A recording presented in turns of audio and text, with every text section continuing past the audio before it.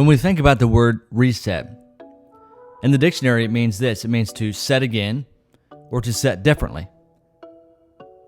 Resetting is a spiritual discipline, but it has to be an intentional process.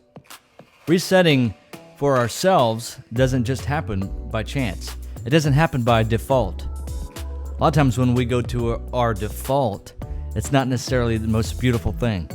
What is your default? What do you default to? When you're trying to, maybe you're stressed out, maybe you're worried about something and you just kind of go to your default. Maybe it's you get angry at your family. Maybe it's you turn to the bottle. Or maybe it's you turn to something else to try to relieve the stress that you're going through. We all have to take time to reset. It's a spiritual thing. Jesus practiced it, and we see it throughout Scripture. Resetting is important. It's important to take time to be still and know that He is God, like He tells us to do in His Word, to be still and know that I am God. So take time to be still. Take time to reset. It's the same thing with my phone. I have to reset it a lot.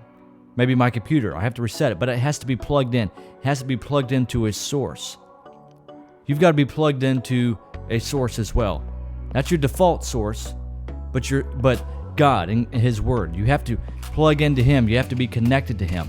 As He tells us in John 15, He is the branch and we are the vines. We have to be connected to the branch. If we're not going to be as effective as He wants us to be.